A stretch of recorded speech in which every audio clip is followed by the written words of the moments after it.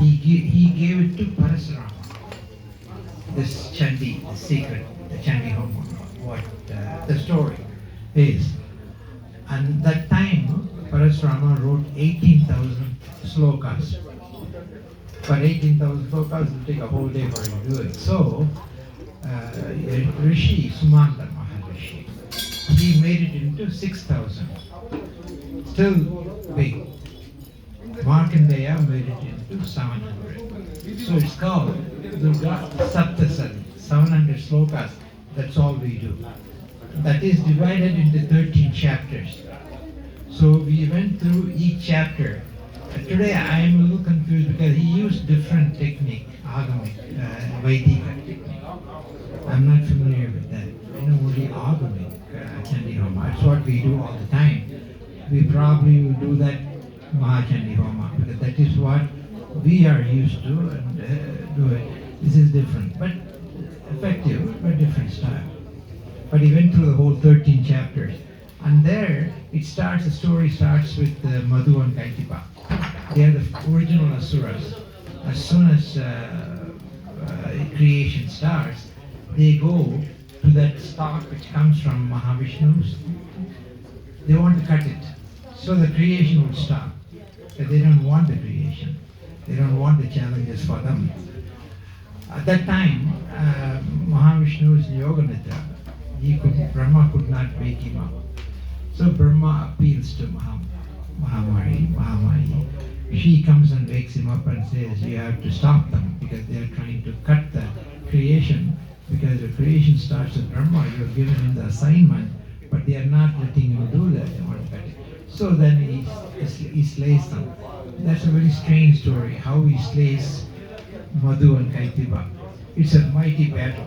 See, the Asuras are mighty beings. They're not ordinary beings. They're almost divine in terms of power.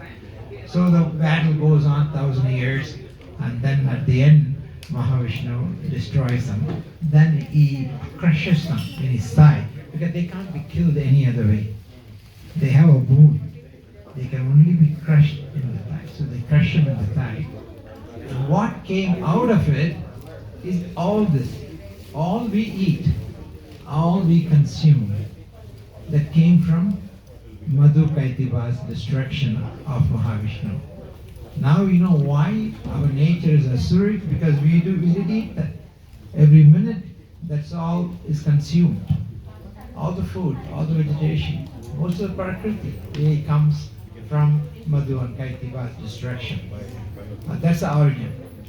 Then coming to the 13 chapters, they start with Madhu Kaitiba, how they were destroyed. Then they go to Mahishasura, because she's Mahishasura Mardani. Then they go to Dhumra Lochana. That'll be the next Asura. Next chapter is Dhumra Lochana. Dhumra Lochana is probably the toughest one. You know why? All the thought, every minute what you think. That's Dhumra Lochana. You'll make you think one after another. Your mind will not be quiet. You'll keep on making you think one to other, and you keep on thinking. So you're busy. And the thinking is ordinary, not any spiritual truth. So Dhumra Lochana, very powerful Asura. We contend with him, we live with him, we waste our time. Most of the time, we are in that world with them. Unnecessary thought process.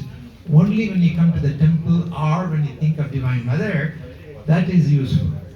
And of course your job, your work. Rest of the time, you're wasting. You're thinking unnecessary thought process, which Dhumra Lochana will make us do it. And she slays him, and what is left is what we are fighting with. If we really survived with this might, we can't think of anything but unnecessary thought. The necessary thought won't even exist, because Mahavishnu destroyed him.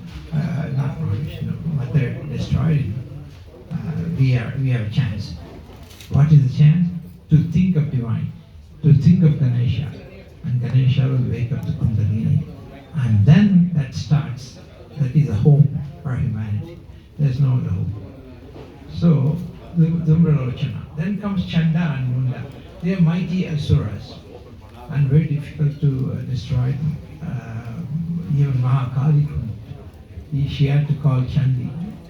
That's why she's called Chandi, where she destroyed Chanda and Munda, mighty asuras, who will keep, all their job is to keep us entangled here, so we would not think of spirituality or that journey. We would think of just wasting unnecessary thought process and not think of evolution, not think of moksha, not think of liberation. The thought won't even come. It won't even exist. Because mother destroyed them and Chandi came, but Kali herself had difficult time to destroy Chanda. So Chandi came, and then the problem is every drop of blood he sheds becomes new Raktabija. Raktabisha. Raktabisha is mighty asura. These asuras are mighty beings. I'm repeatedly saying it. We should show a lot of respect to them, but not take them in. They exist. Kartikeya destroyed many of them and make them into their vehicle, into his vehicle. So there are millions and millions of asuras. And these gods and goddesses destroyed them, subdued them, but they still exist. Otherwise evolution would not happen. They still exist. So Chandikeswari, she comes and when Durga herself couldn't, what do we do when every drop becomes one? There are millions and millions of Raktabhishas coming. There's no way we can destroy them. So at that time Mahakali said, okay, I will go and catch that blood. That is the reason why Mahakali is represented with the tongue protruding and blood dripping. All these are symbolic. They don't have a form. They're beautiful cosmic energies. But we create the symbols. And that one of the symbol of Mahakali is that because she catches all the blood, so nothing would fall on the floor. And she is represented with blood because of the nature of her job. And ultimately, no more blood dropping from Raktabisha, and Raktabisha dies. That is the destruction. Very difficult. How is one for them to destroy was Raktabisha? Because he multiplies. Every drop becomes one. How would you destroy them? There's no way to destroy them. So that is one chapter. So this Saptasati goes through all these chapters. Then comes Sumba and Nisumba, the final chapter. Again, he's using different techniques, so I'm not familiar with that. Mantras I'm familiar, but the story is different here. But anyway, finally, Sumba and Nisumba. Nisumba is a mighty asura. Nisumba, and mother destroys him. Then Sumba comes, and Sumba says, why are you taking all these devas? All the devas became her. When Chandi's story is, they all joined mother. Mother became one. With all the devas and devis. That is the reason why this homa is the most important homa. Because here, you invoke everyone, all the devas and devis, because they all become mother. So when you do the Chandi homa, you are doing homa for every devas and devis. That is the reason why it's very important to attend at least one Chandi homa in your life. And today you did it. We have one more, Maha Chandi homa. That will be a little bit different, but that we will do next Sunday. It takes long, it's a long homa, it's about 4 hours, 5 hours. We made it short. If you do it properly, it'll probably take a day. And that is contracted version Markandeya wrote, 700 slokas. That is that long. So anyway, Sumba asks her, why you need them? You are a goddess. You should belong to me. I am the Asura and I have all the might. And Mahavishnu, Brahma all gave it to me. So why you want to fight me? He said, that's my destiny. Whoever can marry me has to defeat me. Then only he can marry me. There's no other way.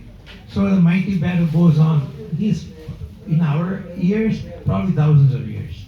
In our conception of time. But they're different. Ultimately, she destroys them. But the question is a very good question. Why do you need them? You are all. You're the goddess. You claim you're the goddess. And we all came from you. Why are you asking them to join you to fight me? You shouldn't do that. You shouldn't need it. But he said, no, I didn't join them. They all me. They all came from me and they came back to me. I never existed. All these forms existed because I wanted. I thought of many, many forms, millions of forms. Then I thought of you, millions and trillions of you, and you all came. So this is the story. So finally she destroys him, and then that ends the Sapta. That is Markandeya. So you have to, the reason I'm saying this story is not for the story. I want you to know who are the actors. The actors are very important. I'm not talking about the Summa, the Sumba, Chanda, Munda, Tabja. They are asuras. You should know that too, because you have to acknowledge it. Ours is probably the only religion which acknowledges evil, others don't. But we acknowledge them. We know they exist. We know they also some children of Diti. She's goddess. Aditi and Diti. Aditi gave birth to Devas. Diti gave birth to Asuras. So they are divine. So when I do my prayogam, there's part for them. I show them, even Varahi Homa, at the end we take them with all respect and reverence, we take them out and let them go. That's height of maturity. You accept that, you acknowledge it. But you don't want them in you. Who are they? Ignorance. First Asuras. Ignorance starts the whole cycle. Everything, all the bad habits, greed, lack of compassion, desire. Desire is very difficult to define it. The desire you do need to some degree. Desire for her, for the evolution. But desire, like Krishna says, desire it but don't get attached to that. Just give it to me. Do it on my behalf. Don't get attached to that. Then you become enslaved. Then the cycle goes on again. So do it, but don't have any attachment. Don't look for even results. Just do it on my behalf, and I will do what needs to be done. So that's a psychological truth behind saying, don't be attached to the result of that act, because that binds you, and then you become enslaved. If you just do it sincerely with the best of your ability, thinking of divine, thinking of Krishna Bhagavan, then everything happens, and you will become more efficient because you don't have the psychological problem there. You're worried, any challenge, you're thinking about the result. That takes half of your ability. You worry about it. But if you do it without not worried about that, thinking only of mind, you become very efficient. You will be the most efficient person. So that in a nutshell is this. So we recognize the asuras, then we should recognize who are the intermediaries, who are, Divine Mother starts. She wants to teach us Shiva, and she teaches the Sri Chakra secret. Through Sri Chakra, you can understand all my aspects. 60 crores. 60 crores is what? More than 60 crores. 64 million, not 330 million. 640 million cosmic energy comes from her. All the variations of that. That many devatas are there in the Sri Chakra. It's a cosmic map. If you understand it, you can invoke them, but you're never going to invoke all of them. But you will invoke the main, the 43 devatas, the 43 triangles, that we can invoke. So think of them, and think of Parashakti in this, see the three ways. One came from Shiva Bhagavan, one came from Dakshinamurti, one came from the Tirtha. And the Tirtha is the one we follow. That was taken by Parashurama, who wrote Parashurama Kalpa Sutra with the 18,000, then Sumanta Maharishi, then Markandeya, then us. You have to think of them all. Important cosmic energy there. Agastya is a very important actor there. Shanmatha is a very important actor. You have to think of all of them. Shanmatha, Agastya, the consort, Lobamatra. All of them are actors in this drama, in the Chandi drama. But we do this homa only up to that point, that's 700 Saptasati. The reason is she relates the story. Who are they? In the process, you understand who was Mahishasura, who was the Chanda, who was Munda, who is Sumba, who is Nisumba. All these actors, you start learning. Durga Lochana is not that known, but he is the most of your time. Just think in one given day how much time you wasted thinking of inconsequential thoughts. That is Durga Vachana. That much power, yes, every day it takes probably most of your time. And Chanda and Munda, they're real evil asuras. And what they do is not that you have nice attributes, holy attributes, which makes you happy. So they keep you tied down in this world, in the physical world. That is Pravritti Marga. What is Pravritti Marga? What we follow. What we do day to day is Pravritti. You get up, you have a wife, you have a family, you go to school, you go to college, you go to work, you go to sleep. That life which we live is Pravritti. This today is Nivritti. Nivritti, you are more interested in supersensual beings. Spiritual reality, not the physical world. You're interested in super spiritual world. That is Nivritti. That takes, you have to renounce. You have to renounce your life, your ordinary life. You have to renounce to being that life. Mother says, no, just follow me, come to me, take my grace, and I will give you that. So you can live that life and this life. Nivritti and Pravritti. Most of our life is Pravritti. Because what is your aim? You're born, you study, you marry, have children, you work, and you die. Is it the story of all of it? That's all. What a waste. That cycle goes on and on and on. In between, grace of Ganesha, grace of wisdom, you wake up. I use the word wake up. You realize there is something more to that mundane life everyone goes through. I want to do something special. I want to know the beings which are not visible. They are supersensual beings, high vibratory beings. If it's high vibratory beings, you can't see them. This place is full of Yakshinis, Mohinis, Vidyadharas, Gandharvas, all the supersensual beings, Devas, they're all high vibratory beings. We cannot even imagine the vibration so fast, we cannot see. We can only see the dense world. And the conscience we have is limited to that. But if you have Mother's grace, then you come here, sit in the homa, and the Yakshinis will reach you. And they will wake up something in you which stimulates you, asking for things which are not mundane and ordinary, which is Pravritti Marga. So you go to Nivritti Marga. At least you start thinking. But it's a huge difference to get that from this dense mind. To go to that mind, you see that it's a huge space, huge separation. That is the reason why we need that many lifetimes. 100,000, like Krishna said, Arjuna, 800,000 times you have been there and I knew you. So you need that many times. One lifetime won't be enough. 100 years won't be enough. You need million years. And we had gone through that.